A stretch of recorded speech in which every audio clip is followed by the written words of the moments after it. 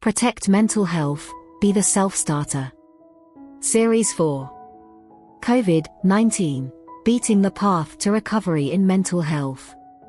Episode for Battling with Burnout. In the past 2 episodes, we have discussed the interplay of internal and external factors. Persistent high emotional arousal and stress can drive one to the peak of performance, but can also trigger emotional distress if we are not careful. How can we prevent ourselves from falling into the burnout or mood disorders? In this episode, we will explore how to reinvigorate the recovery as a way forward to protect our mental health. The path to burnout.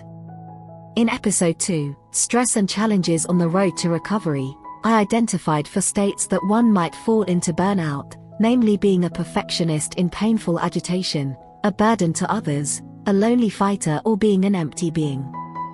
To recall, we may be highly motivated by intrinsic and extrinsic motivations to excel. However, when we stay in a constant state of high emotional alertness in the pursuit of perfection or staying competitive, we may be prone to burnout due to the negligence of personal physical and psychological needs. In state 2, at the time of difficulty, getting timely support will give us space for recuperation. However, the fear of being a burden to others or feeling ashamed will drive us to refuse others' help and ultimately worsens the situation. In state 3, when we are facing uncertainty of the future prospects, such as deteriorating in health, finance, or relationships with our loved ones, it is nerve-wracking. Although we try hard to maintain a positive outlook, in a prolonged state of being a lonely fighter, we will suffer from physical and mental exhaustion. In state 4, it is risky if we are experiencing extreme hardship and fight the battle alone. We may live a life like an empty being. Taking the heat out of the cauldron. How we assess and interpret the demands of a stressful event on our ability to adapt and change, and how we anticipate the outcomes, varies from person to person. When we feel overwhelmed, it's time to respond seriously as our body is sending out warning signals that our previous experiences, methods, or attitudes in dealing with similar situations may not be working. Do we need to readjust our mindset, learn new skills and ways to cope with the problems? Let's address the root causes of psychological distress. Unveiling the myth of being a perfectionist. It's great to be appreciated by others for one's ability. However, when self-acceptance is solely dependent on external validation, we may unconsciously allow our self-value and life values to be dictated by performance or achievements. To a certain extent, this reflects our inner vulnerability to seek recognition and approval of others through endless pursuit of perfection. However, what is perfection? What is the standard? Who sets the standard? By ourselves? By others? Is it imperfect when we do not get a perfect score? Will the fear of failure prevent us from enjoying the process in study or work? Have we lost our innate ability to relax? Will we lose our determination to complete tasks under limited time and conditions? If we find that we have any of the above tendencies, we'd better learn to face imperfect outcomes as part of our growth journey. Recognizing and accepting our vulnerable self. As human beings, we are all vulnerable.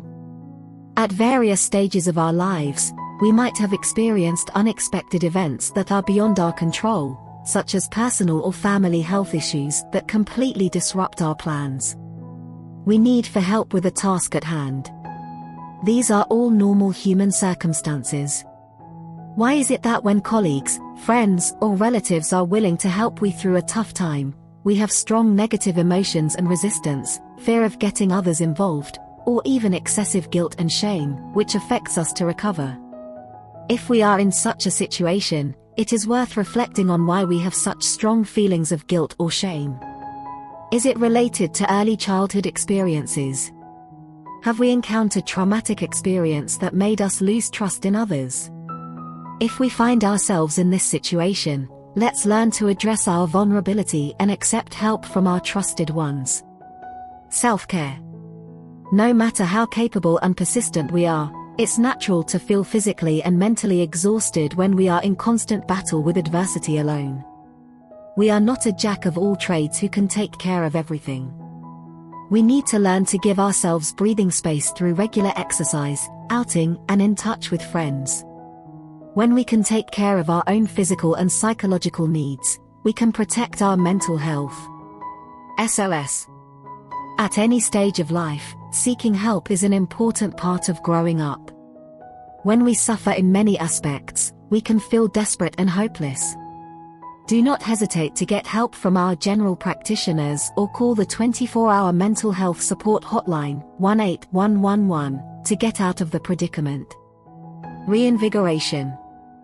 Through self-reflection and adjusting our mindset, we can reinvigorate the path to recovery without getting entangled in being a perfectionist. Through objective assessment of our abilities and limitations, we can act consciously to say no and break the vicious cycle of endless pursuit of perfection for external validation. Being able to get support is a blessing. Let's be wise not to let any negative feelings of guilt or shame rob us of recovery.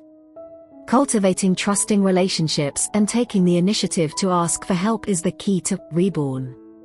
The strategic approach of consolidating our bases can reinvigorate the rocky path to recovery.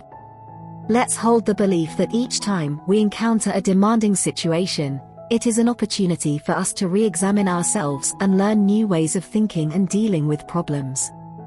Author, Dr. S.P. Chan, Doctor of Psychotherapy and Counselling, the University of Edinburgh, UK. Master of Science in Mental Health, the Chinese University of Hong Kong. Master of Science in Psychiatry, Cardiff University, UK.